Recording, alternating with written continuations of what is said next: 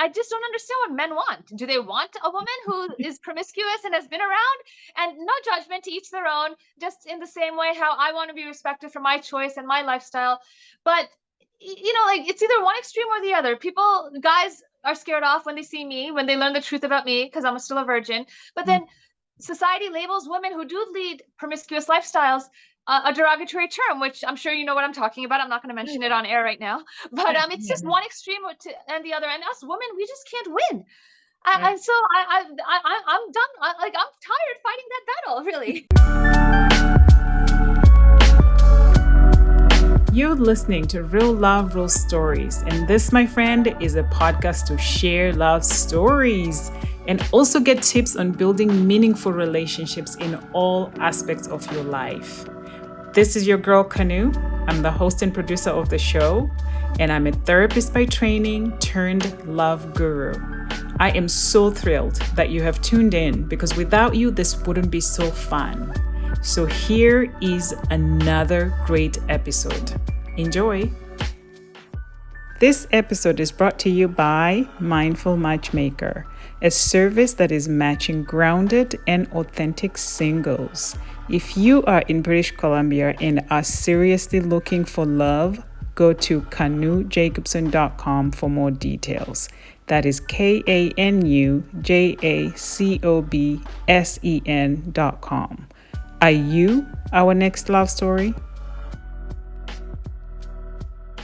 Okay, Sonali, I'm so excited to have you on Real Love, Real Stories today. So welcome. Thank you. I'm so Yeah. thrilled to be here. Awesome. You look beautiful, and I'm excited to dive into your story. So to get us going, why don't you give us your backstory? Tell us who you are. I am Sonali Chandra. It means golden moon, literally in Hindi. Sonali means golden. My last name Chandra means moon. I love that. And I love that you have the gold in your background. I know, all this bling bling. I gotta live up to my name, right? Yes, I love it. So I was actually born and raised in America, in New Jersey, and my parents are from India. So I'm the daughter of immigrants.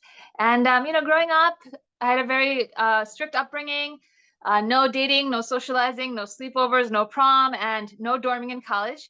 But on the flip side, I learned Indian classical dance and I watched romantic Bollywood movies, which is how I was influenced in terms of how love should be. Like when you watch Bollywood movies from the 90s and the early 2000s, it's all about love and love at first sight, and you wait until marriage to have sex. In fact, I don't even like the word sex. I like the word make. I prefer the phrase making love. Yeah. But yeah, that was my upbringing. That was my life up until age 22. At 22, I graduated with a finance degree from Rutgers University, the State University of New Jersey. And the day of graduation, on the way home after the ceremony, my father, the patriarch in my family, he started pressuring me to agree to an arranged marriage. Now, for folks out there who don't know what that is, it's a way of marrying someone who your parents choose, and you pretty much have no say in it. My parents got married that way. They've been married 39 years now. And so that's what my folks have been pressuring me to agree to for over a decade. My jaw dropped. I'm like, you never let me have a boyfriend, but now you want me to marry a stranger? Like, what is that? It's one extreme and to another.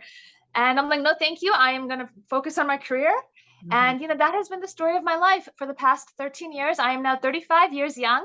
I've had heartbreak after heartbreak. I've dated a few guys here and there, 9 to be specific, and each one was surprised and shocked and scared that I'm still a virgin. And that is my most intimate truth. I'm 35 years young today and still have my V card. I am damn proud of it. I own it. And it's the reason that I am still single, because men get scared off when they learn my truth.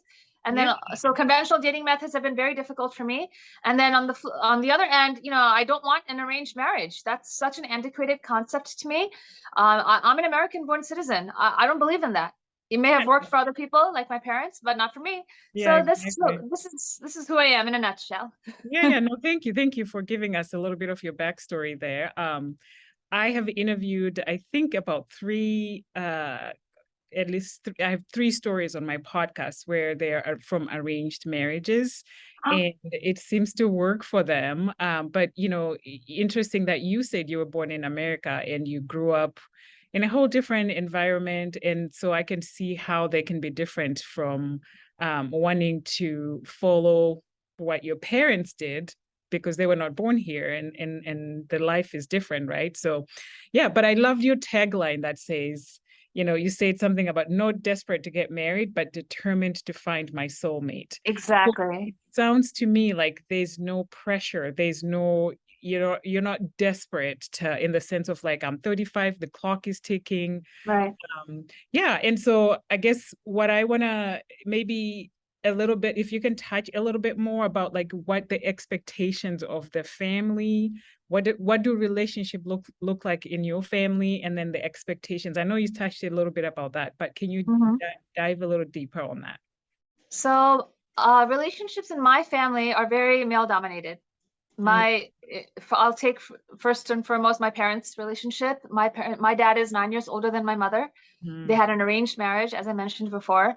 And, growing up, that's the first kind of marital relationship I saw, right? That any kid sees, right? It's the one of their parents. And all due respect to my parents, they're good people. And I'm just being honest and sharing my perspective growing up in America. My dad was is the boss still to this day. Very patriarchal, male-dominated character, called the shots at home. And in fact, to this day, I'm scared of him. I'm 35. So that's my parents. And even like on my dad's side, he's one of four. I saw the same setup in my aunts and uncles' relationships. And my mom has a younger brother. I saw him treat his wife the same way as well. It's a very male-dominated culture. And it's really ironic because, most Indians are Hindu. I'm a non-practicing Hindu, and most Hindu deities are female. And so in terms of religious practices, everyone's always praying to female goddesses, but in real life, it's a male-dominated society. So this is something that really boggles my mind in terms of the Indian culture. So that's how relationships are, and that's how they, generally speaking, are in my culture. Now, in terms of expectations for me, I've been forced and influenced to follow suit. But the problem is, and I take that back. It's not a problem. This is how I am. This is what makes me different and proud. I'm an American-born citizen. I went to business school. I'm all about women empowerment and financial independence. I'm very ambitious. I'm not going to apologize for that. And so for me to be in a relationship, marriage or whatnot, where the guy is taking charge constantly, that's a recipe for disaster. Right. I think it should be equal. It should be comparative. It's an equal partnership in an ideal world. And that's what I'm all about. And I think that's the way, especially it being 2022 in America, that's the way it should be. Equal opportunity, equal power. Yeah, yeah. So I mean, you're gorgeous. Like absolutely. Thank you. You're so sweet. People will be able to see from even like your thumbnail, which we use your picture. So they'll be able to see what a gorgeous, gorgeous person you are. I love your personality. You're very sweet and high energy, and like what seems to me like a good package. So what do you feel? What's that? You would think, yes, I am the whole package. Oh yeah. So what do you think, in your perspective, from your experience, why are you single at 35? Because men are constantly scared off by the fact that I am still a virgin. When it gets to that point in a relationship, when I'm dating selectively, also I will say, because I don't put myself out there and just waste my time and effort. But when I'm dating a guy and he finds out that I'm still a virgin, his jaw drops, he is shocked, and he runs in the other direction. Okay. This has been the story of my life. It's happened over and over and over again. And at a point in my life, in my early 30s, I'm like, I'm done with games. I'm just going to focus on my career. If a man happens to come my way serendipitously, I'll explore that. But other than that, I'm not going to waste my time and effort trying to find the one, And so that's been my experience. And then it's really confusing because, like I said earlier, I grew up watching Bollywood movies. And in my culture, at least in the 90s and the early 2000s, a girl who's a virgin it's a prize. It's a good thing, you know. A man, on the other hand, will go around doing whatever, but I just don't understand what men want. Do they want a woman who is promiscuous and has been around? And no judgment, to each their own. Just in the same way how I want to be respected for my choice and my lifestyle, but you know, like it's either one extreme or the other. Guys are scared off when they see me, when they learn the truth about me, because I'm still a virgin. But then society labels women who do lead promiscuous lifestyles a derogatory term, which I'm sure you know what I'm talking about. I'm not going to mention it on air right now, but it's just one extreme and the other. And us women, we just can't win. And so I'm done. I'm tired fighting that battle, really. So how are you finding these men? Are you doing online dating, or how are you putting yourself to select few men? You know, first of all, I don't find men. Men find me. Okay. Okay. I do have a Bumble profile. That's the only dating profile I have. And I have the free version because I am not paying a penny for that. I am a cheap Indian in that respect. You know, I look at guys' profiles, you know, swipe left, swipe right, whatever. Here's the thing. Whoever I'm matched with on Bumble, I've never messaged them. I'm too scared. I'm scared to meet a stranger. For coffee, drinks, whatever. It's a dangerous world out there, you know, and stranger danger, really. I think I've come to realize I have Bumble just to see what happens. It's more of a research process, research protocol, if you will. So that's one way of, you know, putting myself out there, perhaps interacting with a man. But in terms of, I also meet guys at work that some may consider that taboo, but, you know, in the field I work in, it's inevitable. I work at a luxury fitness club for and I work in operations and marketing, and I'm constantly encountering men who are handsome and fit, and yes, they smile, wink, and flirt with me. But you know, for some reason, it doesn't go beyond that. I see them at work, right? It's my place of employment, but they don't ask me out. I don't know why. Maybe they Googled me and found my Dr. Phil clip. I was on the Dr. Phil show 2 years ago, seeking his advice on my love life and my dating lifestyle. You know, that's when I first publicly revealed that I'm a virgin. I was 33 then, but it's really been a very frustrating journey. And I'm tired of being alone. I am seeking companionship, but that's why I say I'm not desperate for a husband. You know, desperation, you know, makes you weak, and I'm all about woman empowerment. But so, yeah, I'm not desperate for a husband, but I would like companionship. Absolutely. I'm looking for my soulmate, my one and only. A one night stand will just devastate me.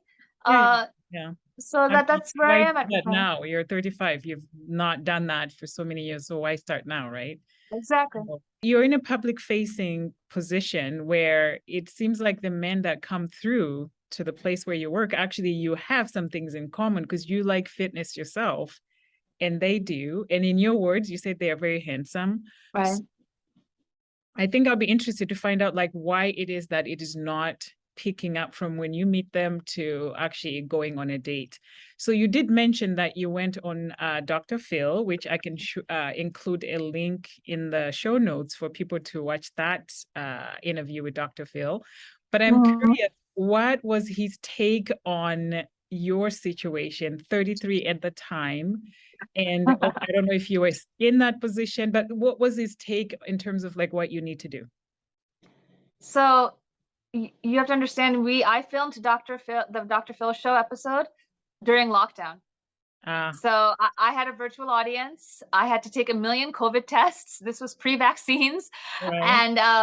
And so it was just me and him on stage. His wife was in the audience. And there was no way of going out there, right, to date. Not that I ever even do that to begin with, but the only way to even have any sort of social connection is through apps and online, right? So at the time on my Bumble profile, I did have specifically listed that I am a virgin. And he saw that. So Dr. Phil's advice, based on what he saw and learned about me, was to not tell men upfront that I am still a virgin. And so this is the advice he's giving me on stage. Everything's being filmed. And listen, I'm super grateful for the experience of having met him, having sought his advice, gotten his advice, being at his studio, which I never thought. It was such a surreal experience, really. Right. But I can say in retrospect, you know, like the way it was set up, he gave me his advice, but then I couldn't ask a follow-up question, because what has happened pre-lockdown and afterwards, we're more so in a post-pandemic world. I hope, preferably, like nowadays, right? But like, what if a man wants to sleep with me on the first date? Do I just let him think I'm experienced and I know what I'm doing? Yeah. That, because that's false, right? So at that point, I feel I do have to disclose my truth, that he would. Yeah. So that's really what, like how the Dr. Phil experience came and went. Like, it was a wonderful experience filming it, being on national television for first time. I'm the Yeah. daughter of immigrants. Nothing was ever handed to me. I am not a product of nepotism by any means. Yeah. So yeah, all that is great, but there was just some like confusion, I guess you could say, like, well, what if this, what if that, and I just couldn't ask him all that Yeah. on air. So I have to say that as a matchmaker, Mhm. and also from the perspective of I coach clients in what I call the love attractor plan, where you're setting yourself to attract the right kind of love, your picture perfect love. I feel like your situation where, and I'm not trying to be, disagreeing with Dr. Phil or anything, but I actually feel like you need to put that up front. Right. Because if those guys that you're saying you meet with them and then the moment you disclose that you're a virgin, they run the other way, those will be weeded out from the beginning. Yes, I agree. And I don't want to waste only anybody's time. the ones who are okay with it will come forward, and you'll be going on a date. You already know there's no elephant in the room. He knows, and then you're just picking up from there. But if you don't disclose it, you're just going to be going on date after date after date, because they don't know, and they may not be in agreement with that you're a virgin. And I actually did a poll where I was asking men, in preparation of this interview. And I just asked the question of like, would you date a woman who is 35 and a virgin? And let me tell you, a lot of them said no, because they feel like it's a lot of pressure. They're lost. They're not real men. Yes. I mean, it's their preference, and we have to respect that. But there was a subset of those that said absolutely. And so to me, it's like, you weed out the other ones who don't like it, and then you just open yourself to those who are serious. So Right. that's what I would say as a matchmaker and as a date coach, is that you need to put it out there. Absolutely. I agree. It's like, I come from a very values-based approach of matching. And, to me, that falls into that. If you don't have the same values with the person, then if they are the ones that want to sleep with you on the first date, then you don't have the same values. You I don't agree. even need to waste your time meeting with that person. Right. So anyway, you and I think alike. so that's my thought, is just put it out there, and then you weed out the rest. Right. And that's why even I take it from my recruitment as an executive recruiter approach. When we're trying to attract the right candidates, what do? We put all the experience that we're looking for. And then only those people that fit that criteria would put their application forward. Now, if we just put that we're hiring a VP of this, and then we don't have all this criteria, guess what? We're going to get every Tom, Dick, and Harry applying for this job, right? So I think it's the same approach to this, is that you put yourself out there, and you state that you're a virgin, and only those that like that will come forward. So that's what I think. I agree with you 1000%. Yeah. So so anyway, I was also looking at your profile when I scanned it a little bit on the type of guy that you like, and one of the guys that you picked out there is one of my favorites, Trevor Noah. So, right. Yeah, so speaking about that, what does your ideal mate look like? We know Trevor Noah, he's a celebrity. He's one of my celebrity crushes. Yes. Yeah. So, but what does an ideal mate look like for you?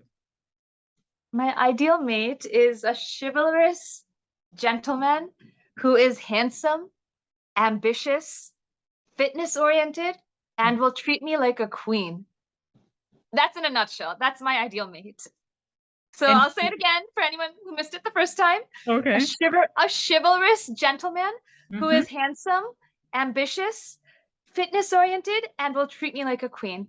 Oh, and also we have to have chemistry and compatibility. That's a given. Oh, for sure, for sure. So But what yeah. about like you don't look at like religion, you don't look at like what color or, do they need to be South Asian? Like what does that look like? I look up to Priyanka Chopra so much. I'm 35. She is just a few years older than me. I grew up watching her in Bollywood movies, and then she delved into Hollywood, right? And Mm, now look at her. She's married to Nick Jonas, who is not Indian, who is a decade younger than her. They right. have a daughter. She has it all. She really has it all.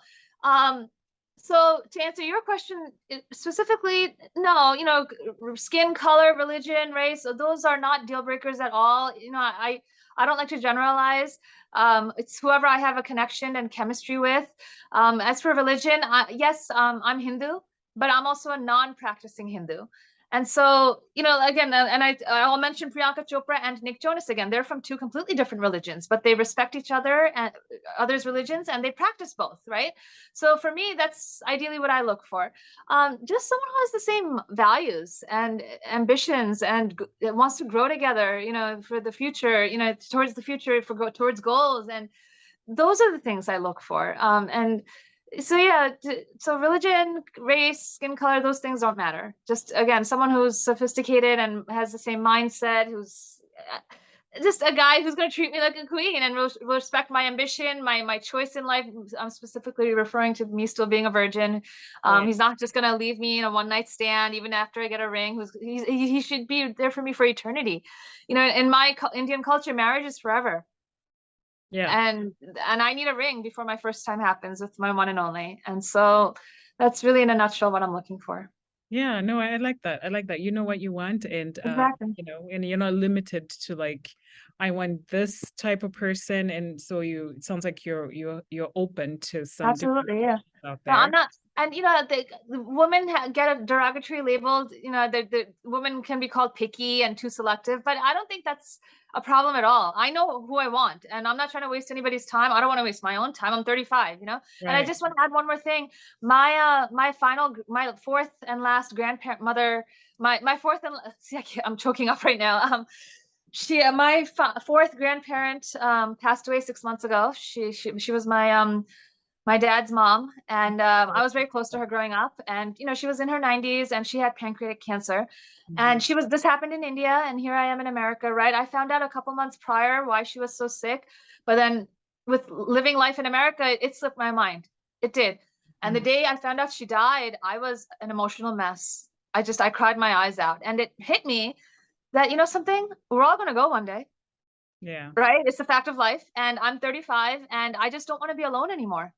Yeah. Like I'm looking for the one. And like I said earlier, I'm not desperate, but I'm definitely determined to find my soulmate. Yeah. So here I am putting myself out there, and hopefully he'll find me. Yeah.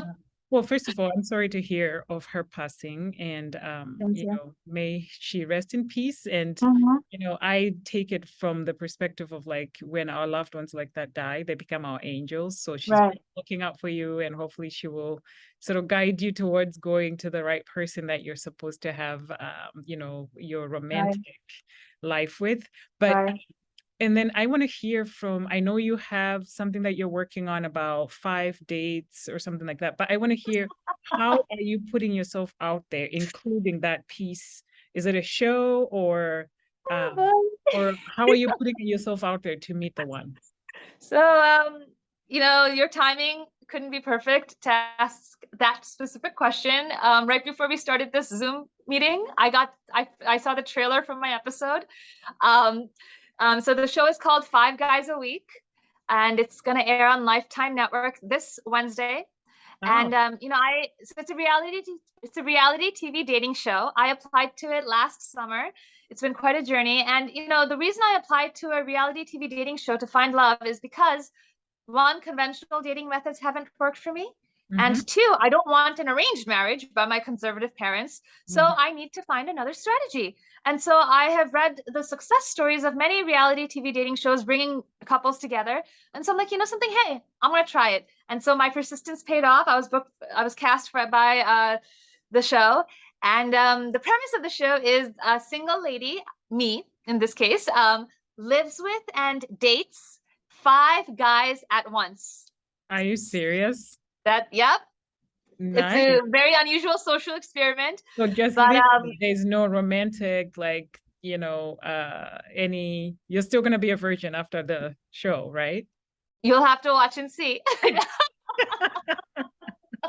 It's going to start streaming this Wednesday on Lifetime Network's website. No, but the single lady lives with and dates 5 guys at once. And as the week progresses, she kicks each one out one by one. And at the end of the week, she picks a winner. It was a wonderful experience. I had a fabulous time filming. It was unlike anything I had ever done before. You got to understand something. I forget about sex, i.e. making love. I've never even lived with a guy. I've only had female roommates. And then all of a sudden, I'm living with 5. It was just, again, my life goes from one extreme to the other, So, so it was a very surreal, brand new experience. Producers and directors were wonderful. They treated me like a princess. They guided me the entire way.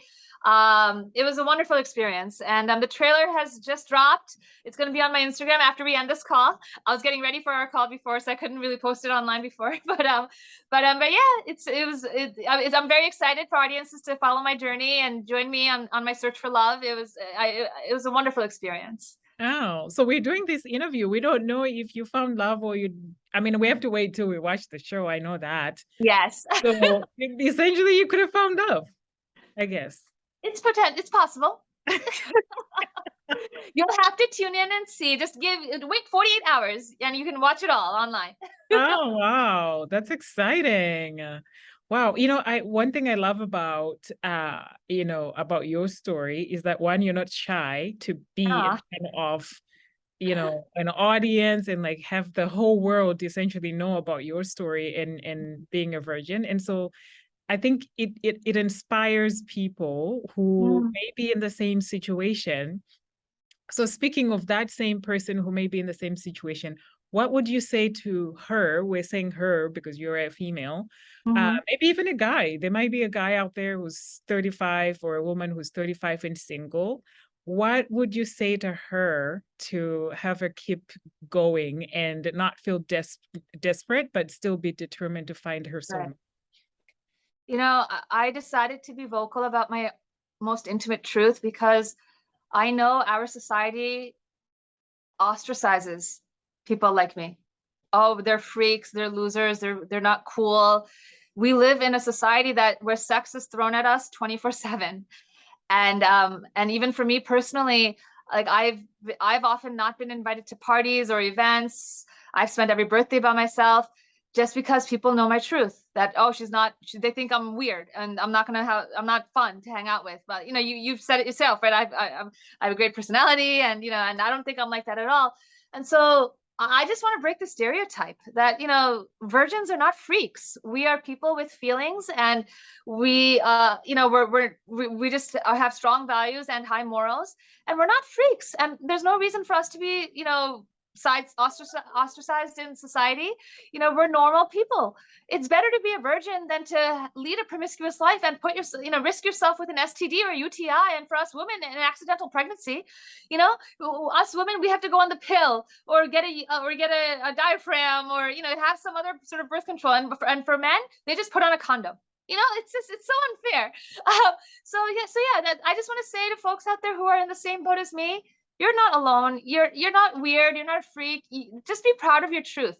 Because I came to a point in my life where I decided I'm going to own my truth and just be proud of it. And that's not to say that 5 years prior, I was ashamed of my truth. I was just more private about it. It just took years of therapy. I will say therapy. I'm a big proponent of mental health awareness. Go to therapy, talk about your feelings to a professional. It's so worth it. But it took years of therapy and just emotional growth to own my truth and put myself out there. So to folks out there who are like me, just be proud of yourself. Be proud of what makes you unique. Yeah, I love that. I didn't share this with you before, but I was also a virgin until I got engaged. Oh, yay! Yeah. That's so sweet. Thank you for sharing. And I was a lot younger at that time. I was probably like 24, I think. is when I Uh-huh. got engaged.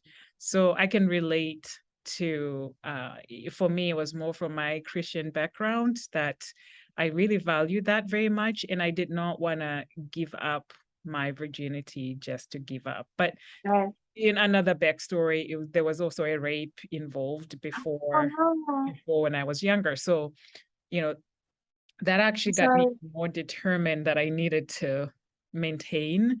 So I say that I was a virgin because the first time was not, it was against my will. And, Right. but I would have kept going, right, until I was married and in a relationship. So Right. I am saying this to say that I can relate. And Mm-hmm. yes, to the woman that you were speaking to, absolutely, absolutely, you're not alone.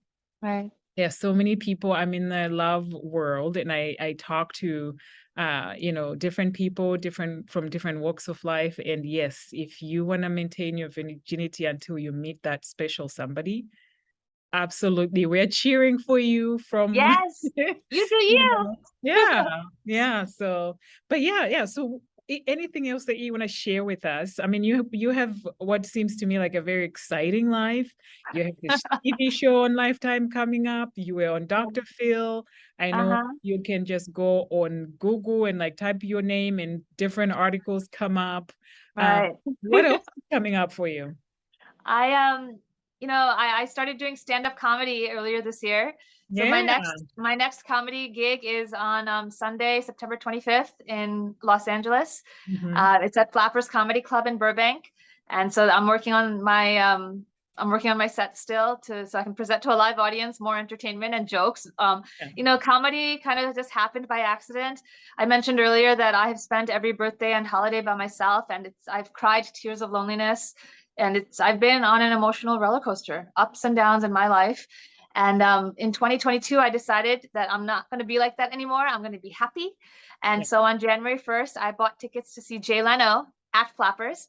Oh, And I grew up watching him on the Tonight Show and on TV, and just to see him live was a thrilling experience. And that night at Flappers Comedy Club, as I was leaving, they were advertising comedy classes, and I signed up. And it's been quite a journey since then. I've learned that comedy is challenges and hardships plus time. uh, And after enough time has passed from those challenges and hardships, you spin those experiences in a positive way. And yeah. so for me, it's been a very thrilling, and it's been a very, for me, comedy has been a very therapeutic and cathartic experience. And Mhm. if it weren't for comedy, I would have just been drowning in the misery of Right. my challenges and hardships in life. And so I actually poke fun at the fact that I'm still a virgin, and I just make audiences laugh, and it's been a lot of fun. So yeah, my next show is next Sunday, in 6 days, 5 p.m. at Flappers Comedy Club in Burbank. So buy tickets. Nice. Google me online, and you'll find the link to buy tickets. Yeah. And I love that your Instagram page, it's just full of your comedy skits you do. But no, Yes. I do love that very much, that you have taken your life and you have turned it into making it entertainment for Right. people, making people laugh and making yourself laugh in the process. Uh-huh. Yeah, so I love that. So Thank comedy, and you. then we have the show on Lifetime that is airing in a couple of days. Correct. Yeah. We're filming today on September 19th, so this will be released on October 1st. So it'll be, a couple of weeks after this has aired, but we'll be able to include that in the Uh-huh. show notes so people can watch. Yeah. Right. So You know, anything else? laugh laughter is the best medicine. Uh-huh.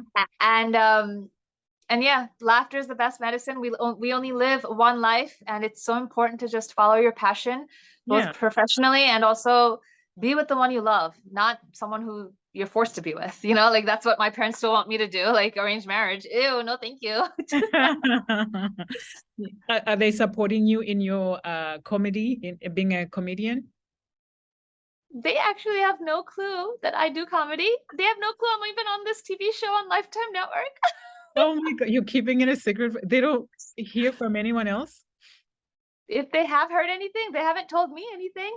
Just no, my parents are immigrants, right, to America. I don't think in their wildest dreams they ever would imagine that I would go on national television, whether it's Dr. Phil or Lifetime Network, or even talk to a live audience about my journey, about my most intimate truth. It would never occur to them. Now, if they ever do Google me and they find out either through online or from people, I'll deal with that. I'll cross that bridge when I get there, you know?